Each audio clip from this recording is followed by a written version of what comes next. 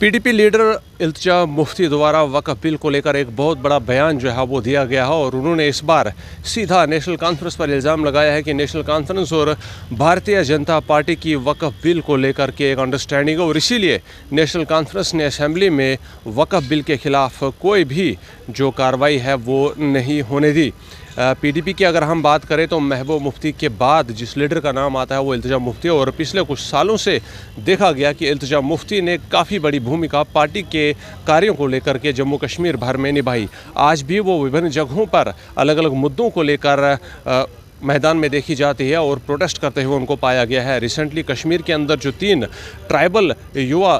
का जो किलिंग्स हुई थी उनको लेकर भी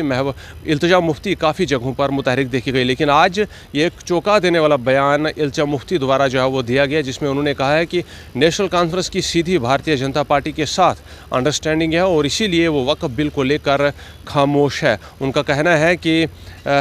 एनसी ने वक़्फ़ के ख़िलाफ़ कोई भी रेजोल्यूशन जो है वो नहीं लाया और फ़ारूक अब्दुल्ला को हमें इस बात का जो है वो जवाब देना होगा कि आखिर क्यों कर्नाटका और वेस्ट बंगाल और तमिलनाडु की तरह जो है वो जम्मू कश्मीर के अंदर भी जो है वो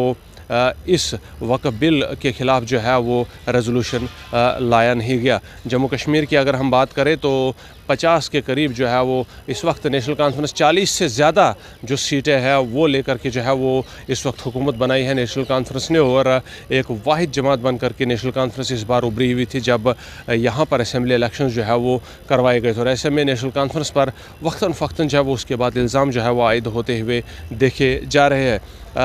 इल्तिजा मुफ्ती ने यह भी कहा है कि जब वक्फ बिल को जो है वो एक तरफ से पास किया जा रहा था और उसी वक्त जम्मू कश्मीर की हुकूमत किरण रिजिजू के साथ ट्यूलिप गार्डन में फ़ोटो खिंचवाने गई थी और कहीं न कहीं ये हुकूमत की लापरवाही और भारतीय जनता पार्टी के साथ अंडरस्टैंडिंग को दर्शाती है।